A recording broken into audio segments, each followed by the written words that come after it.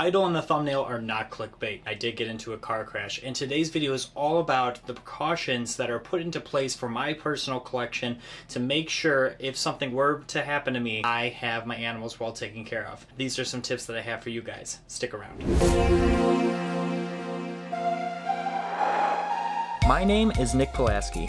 Growing up, I have always had a passion for wildlife, and with that passion, along with my passion of filmmaking, I get taken on some amazing adventures creating wildlife content, getting up close with a variety of incredible animals. So come follow along as I pursue my goals of educating, inspiring, exploring, and conserving wildlife, all while having fun, seeing the beauty in our natural world. What is going on, everybody? Thank you so much for joining me here today. First and foremost, yes, that is my car. Yes, I am okay. Here's another picture to show off my car. Definitely some scary stuff this past week, for sure. There's a tremendous amount of people who have reached out to me personally, and I thank you guys so much for checking in on me, checking in on how I'm doing and everything. And I'm going to go right off the bat and let you guys know that as you guys can see, I am totally okay. Besides just having some whiplash from the seatbelt around my waist and over here too, and some bruising that's been going on, I am totally fine, thankfully. You can see my car and just how bad that really was. It was pretty gnarly to see. Definitely crazy in the moment, you know? You're definitely in disbelief and amongst some shock as well too. You can't get over something like that. You just have to sit there for a second before you even move. Definitely something that is both physically and mentally wearing on a person, for sure, you know? So it's definitely something that I am no different on, even though I'm standing on my 2 feet, thankfully.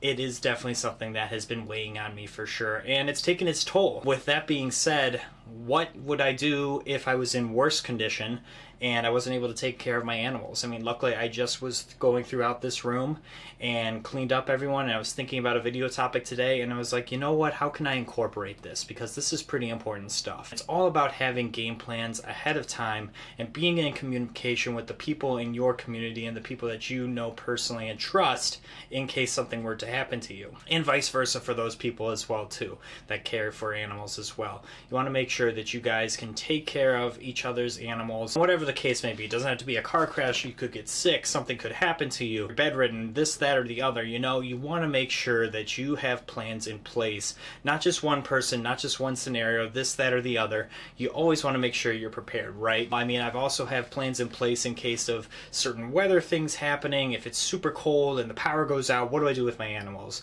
What do I do in this situation? What do I do in that situation?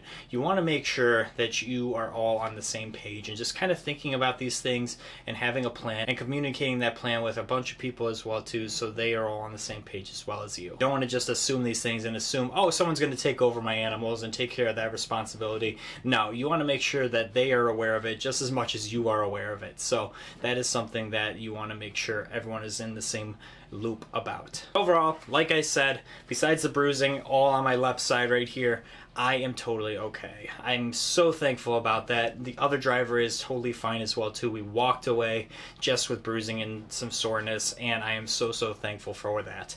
And I was so thankful that I can still take care of my animals, because that was something that I was truly worried about, is if I'm really going to be this banged up, will I be able to take care of these animals during this time period? And thankfully I was able to. It's been a few days since the accident, a lot of resting, and I have definitely been taking it easy, but I've been working slowly to make sure I can take on the workload that is my collection, for sure. Now, what exactly are my plans if something were to happen? Obviously, I have a couple people that I personally trust, both local to me. I have a couple people out of state and out of town that I personally trust if something were to happen to me, to be able to either divvy up my collection to, or be able to make sure that someone is here to take care of the workload of these animals as well too, and be able to feed them, be able to clean them. You know, these animals, though you may be down for the count, they don't stop, and they're not aware of those kind of things as well too. So they just want to make sure that these guys are taken care of, and that's what I want to make sure as well too. It's a big responsibility taking care of animals. You know, it's not something that you can just put on the back burner for a couple weeks while you heal. These animals need around-the-clock care. That is definitely something for sure. Cleaning waters, cleaning enclosures, feeding them, all these things need to be kept in mind to make sure you have in place proper plans to take care of these animals. So yeah, I have a few different people in a few different spots and locations that are aware of this situation and are able to take care of my collection if something were to happen, for sure. So I'm super thankful about that. And I recommend you guys do the same with those kind of things. Again, I've also talked in depth during the winter time about plans in place if something was going to happen. I personally don't have a generator on my place right now, so my next place hopefully is going to have a generator. But currently, if I go through a power outage like I did a couple years ago and I lose complete power in the winter and this place drops to below 40 degrees, these animals can't sustain in those temperatures for very long, so I have to act quick. If something were to happen like that, I have to clear out this entire room. I never want to do that again, for one, but you know, you got to be prepared for those scenarios, and thankfully I do have plans in place if that were to happen, along with all the frozen rodents that I have as well too, a plan to move those properly so I can make sure that I don't lose all of that as well too, because that is important as well. And I think while we're on this topic of being prepared, I think it's also important to make sure that you have money set aside too if something were to come up. So say for example, God forbid, an animal in your collection got sick. So you want to make sure you have money set aside so you can take that animal to a proper vet to make sure that they are getting the proper care that they need. Not to mention, you want to make sure that you also have 1 or 2 vets maybe on standby for exotics to make sure that you have someone in your corner in case if you need someone to take care of your animals and is able and knowledgeable in what you keep to make sure that they are able to give your animal the proper care. So making sure that you have an exotic vet local to you, as local as possible, that is always important, along with having a rainy day fund just in case if something were to happen, whether it's animals health related or maybe something happens to an enclosure or something happens. You want to make sure you have a rainy day fund set aside to make sure that these animals are taken care of. Again, it's not about doing something in the moment. You want to make sure you have these things set in place ahead of time, because I didn't plan to get in a car accident, right? So I don't plan for anything to ever happen to my animals or anything like that, or something ever to happen to me.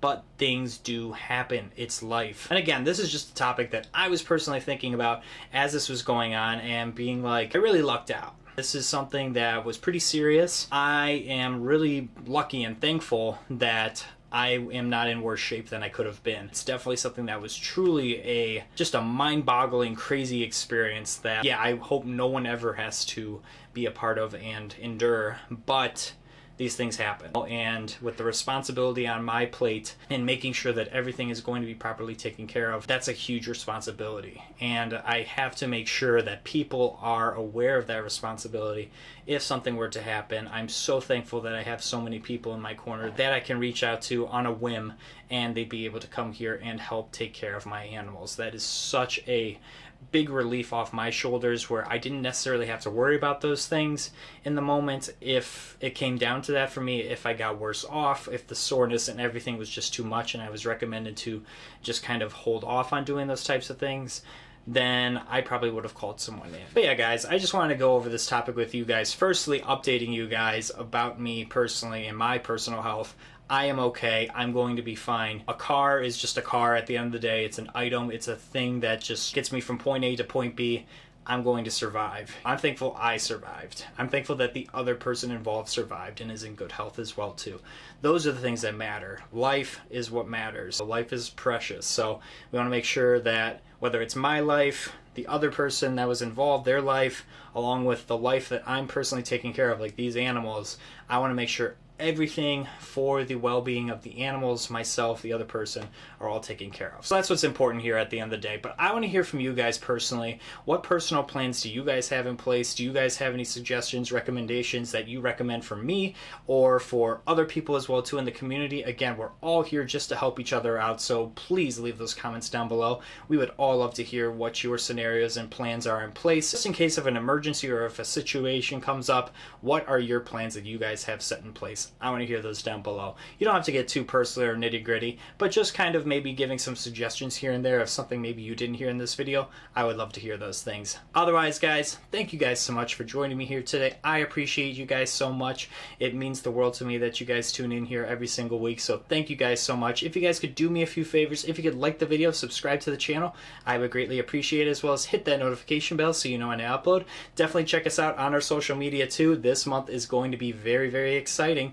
We have a whole bunch of fun content coming out along with baby snakes just around the corner. So stay tuned for those things. I'm super stoked about that. So definitely check us out on our social media as well. Otherwise, guys, I appreciate you guys so much. I'm going to rest up here, take care of my animals, and relax with them. And until next time, I will see you guys soon. Take care.